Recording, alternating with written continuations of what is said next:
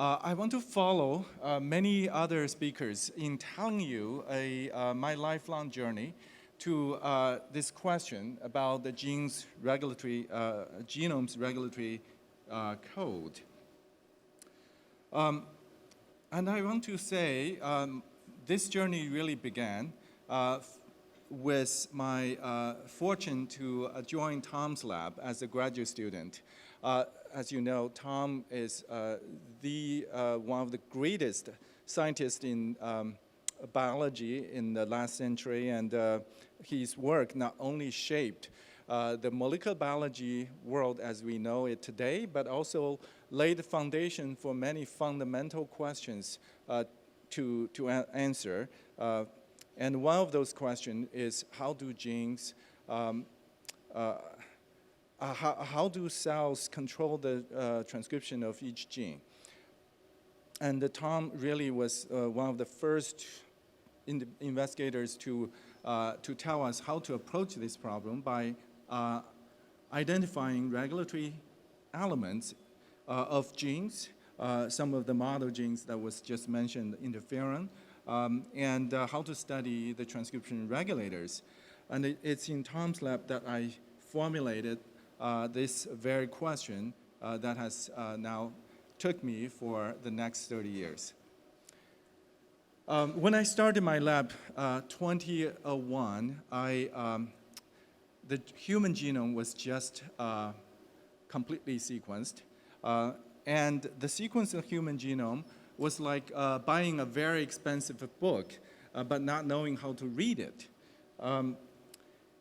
And this is because our knowledge of the genetic code only applies to about 1.5% of the genome, while the rest of the DNA sequence that we have seen was utterly uninterpretable. At the time, most people believed that those sequences are junk. And today, that is probably no longer the case, or at least most of the sequences are thought no longer junk anymore.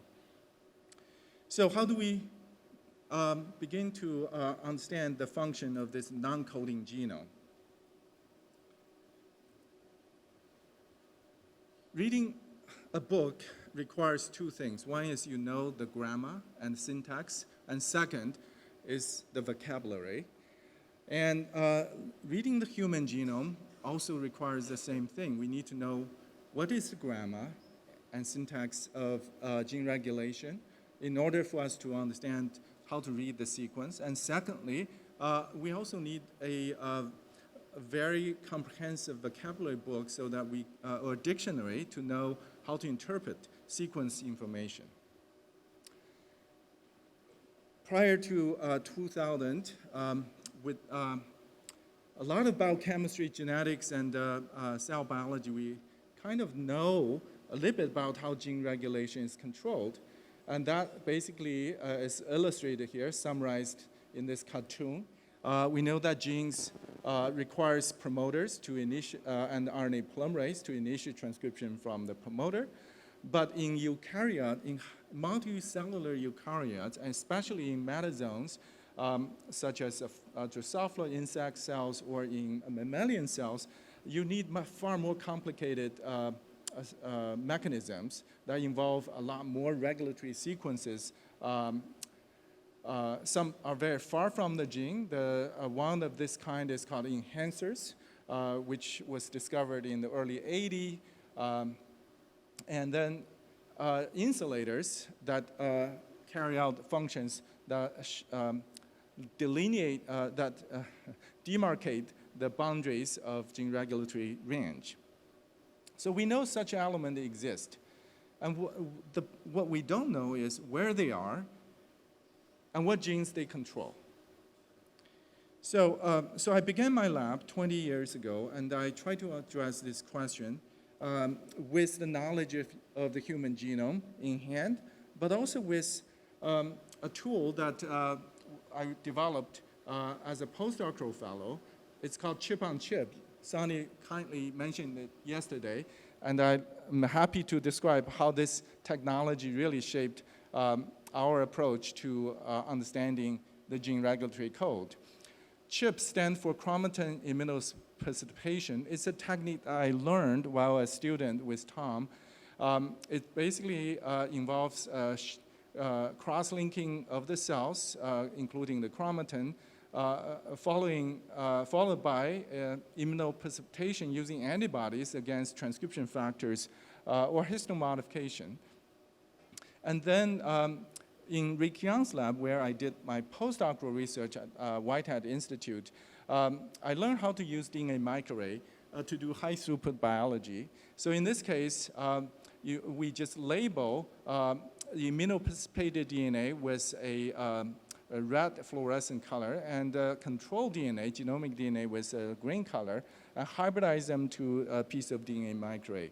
And that really allowed us to do genome-wide mapping of transcription factor binding, and transcription factor binding sites will tell us the function of the identity of enhancers and promoters, for example.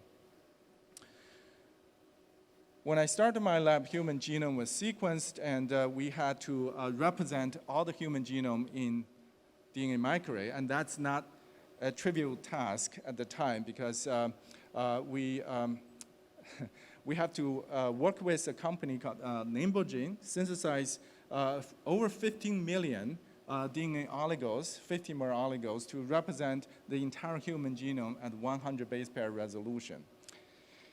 And with this technology advance, we managed to map genome-wide the binding sites of transcription factor TAF1, which is a component of the general transcription machinery that allow us to map transcription promoters genome-wide. And we then use this same strategy to map enhancers and to map insulator element genome-wide, and all pre the era of next-gen sequencing. And this series pre-sequencing era, let me say, taught us a number of things. One is that the enhancers and promoters carry distinct chromatin modifications. For example, promoters carries lysine 4 monomethylation, and enhancers carry lysine 4 trimethylation at promoter and monomethylation at the enhancers. And they also both carry histone acylation when they are active. And when the acylation mark is absent, it typically demarcates poised enhancer. So we kind of now use this as a rule of thumb to map new kind of regulatory element genome-wide. And after 2007, when the sequencing, Illumina sequencing technology become very, very widely accessible, we quickly adopted similar technologies, combining chromatin IP with DNA sequencing to map binding sites of both transcription factors and histone modification. And we also just heard from Will the development of ATAC-seq. ATAC-seq really made it possible to map chromatin accessibility genome-wide. Prior to that, folks use DNA sequencing, which of course required a lot of cells and also not easy to do, and only a few labs were able to practice it. But with ATAC-seq, almost every lab can practice it, even including PIs. I think Will would joke that even a PI can do it. A professor can do it. Anyway, so that's the story. I was fortunate to be part of many NIH consortium that basically is a large group of investigators working together to solve a fundamental problem. In this case, I was fortunate to be part of both ENCODE, the consortium, aimed to map the functional elements in the human genome, as well as the epigenome consortium, which also achieved similar goals, but by mapping the epigenome profiles.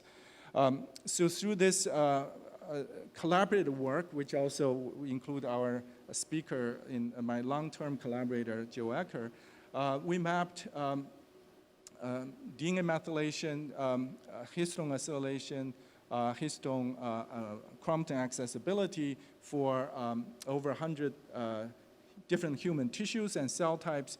And long story short, this analysis gave us a 2.5 million candidate regulatory element in the human genome that make up roughly 15% of the human genome sequence. So this compared to the 1.5% sequence that code for protein already greatly expanded the vocabulary of the genome. So this is what we are now working with. Obviously, it's an incredible large number. It's about 100 times greater in terms of elements, number of elements than the number of genes that increase our difficulty to study their function. Just to say what this knowledge has transformed the biology, I think one is that it brings a new paradigm for us to understand molecular basis of human disease.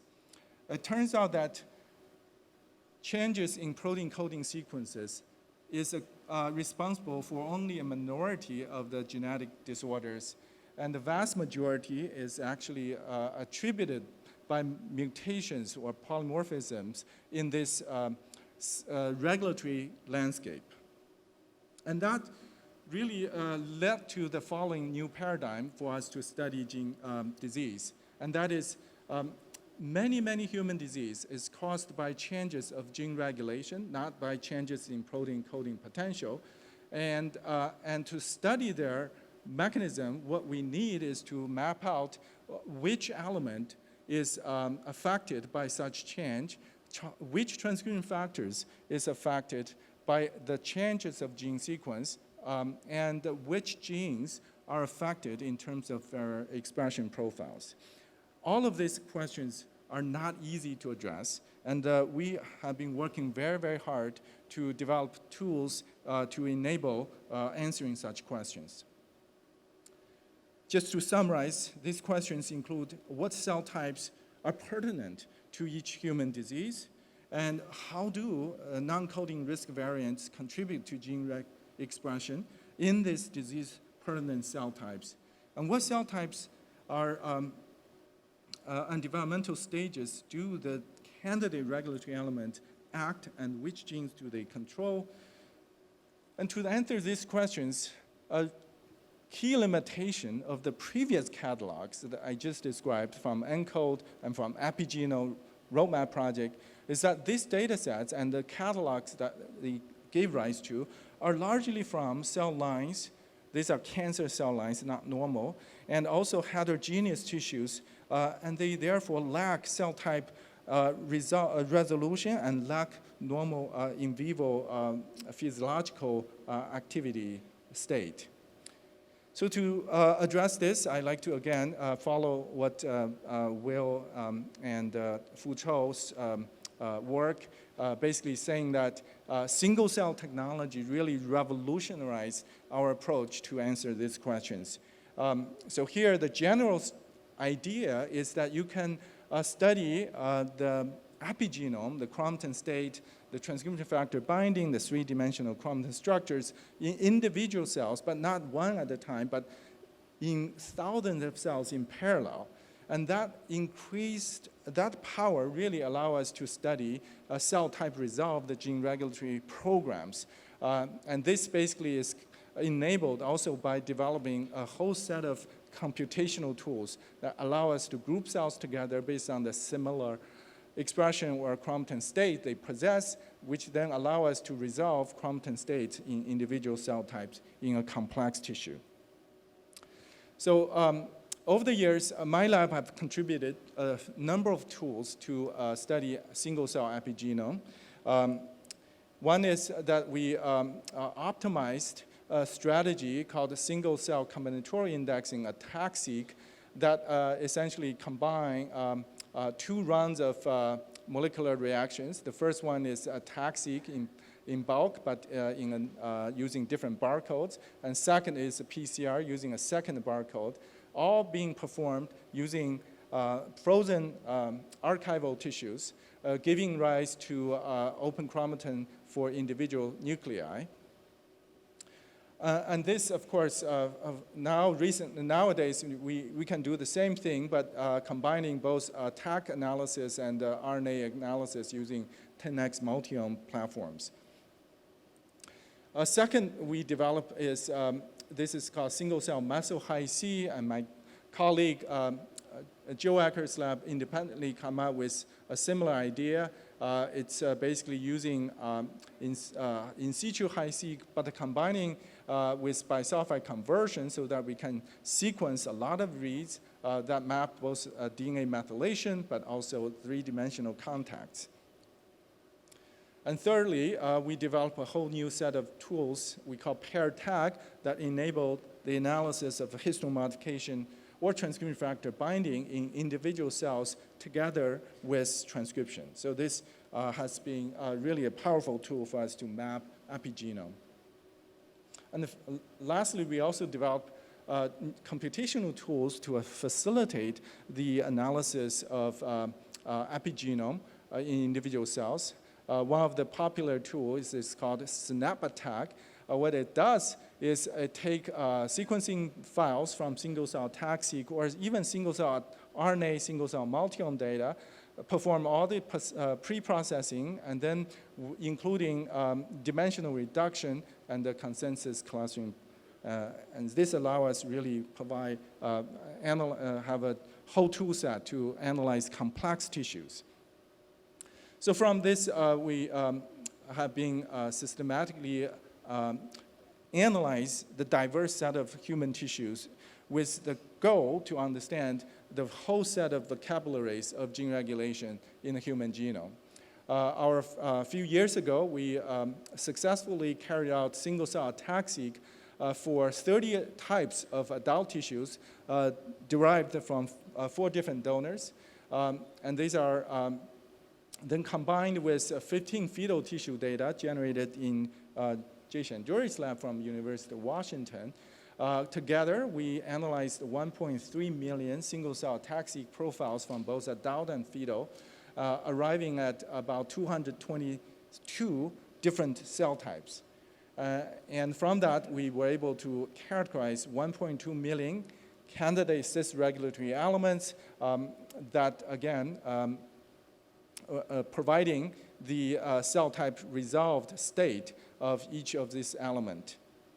And this analysis is shown here. So this is a snapshot of several of cell types that are found commonly in the colon tissue.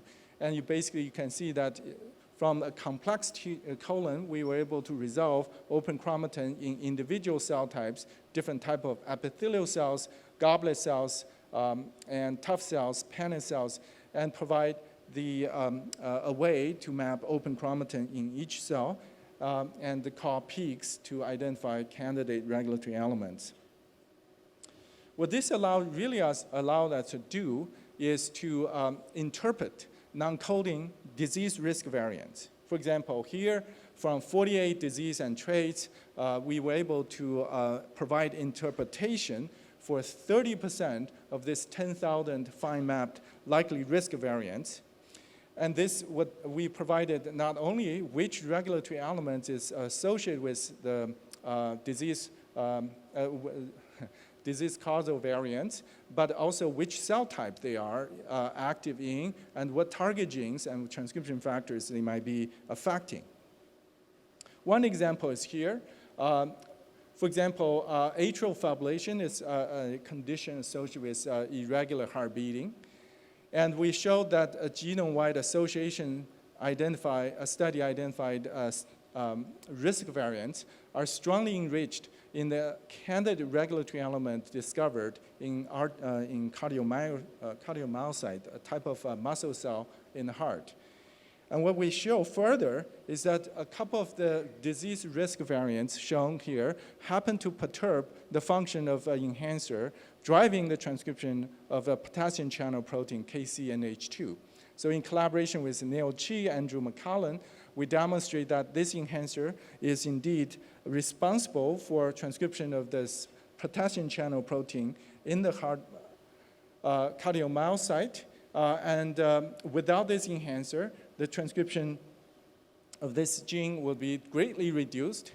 And as a consequence, if you measure action potential from the cardiomyocyte, from the mutant, enhancer mutant cells, you will see 3 times long time to complete an action potential. And that provide a molecular understanding of how atrial fibrillation is due to the couple of disease variants. We not only can do this for atrial fibrillation, but also did this analysis of 200 human traits and disease, providing candidate cell types that are relevant to their disease etiology. And the next goal is trying to expand this for major organs at much deeper level to understand the fine maps and cell types. So we started this by joining force with many groups, again with Joe and others, to solve the problem of the mouse brain. We have a couple of years ago provided the first snapshot of the brain atlas in the mouse brain, mostly in the cortex. Now this, we have just completed the whole mouse brain cell census for the entire mouse brain, and that work is under review.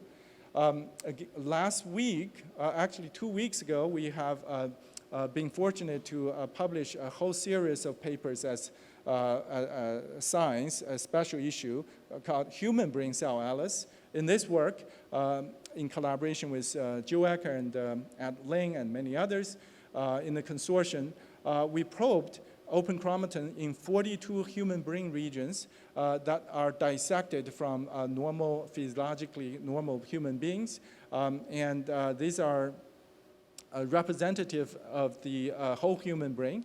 And we were able to identify 107 cell types out of 1 million cells that we probed. Of this, we were able to call roughly 544,000 regulatory elements, of which nearly 47% are novel elements. And we mapped their cell type specificity of each element, predicted their target genes, and most importantly, uses catalog to interpret non-coding variants of human psychiatric disease and disorders. Just to give you a few snapshots, we're able to link many excitatory neurons and inhibitory neurons to the etiology of schizophrenia, and also microglia cells to Alzheimer's disease etiology, the major depressive disorders to a number of excitatory neurons, and bipolar disorder to a different set of excitatory neuron and inhibitory neurons. And finally, I think the development of deep learning tools have really changed how we approach this regulatory code. So I would call it big data deep learning. We have now incredible ability to generate large mountains of data, and with the revolution of deep learning neural networks such as transformer models, which is architecture used by ChatGPT, we are now beginning to learn how to read the human genome by just simply making models to predict sequence element, function element. So this is an informal model built that we modified using the previously published architecture. And using this strategy, we are able to generate a model to predict from sequence information alone cell type specific regulatory landscape in multiple brain cell types. And we achieve remarkable correlation between the prediction and the actual data, 0.8 in terms of Pearson correlation. And again, using the in silico mutagenesis, we can now predict regulatory variants that actually are matters. So now, I think the future is really, really exciting. We have more and more ability to generate a large epigenome data set at increased scale, and with the development of neural networks and deep learning tools, it is possible, I am optimistic, that we can now read the non-coding genome much better than before. So with this, I'd like to end by thanking my colleagues. The work I mentioned are driven with a very talented postdoctoral fellow, Yang Li, who did his PhD at in Zhang Lu's lab in Tsinghua, and postdoctoral work with me, and now he's assistant professor at WashU, and many others. My collaborators I listed here, and funding agency. And these are all the trainees that I've been fortunate to work with. I list their name here and their current location. Thank you for your attention. Thank you.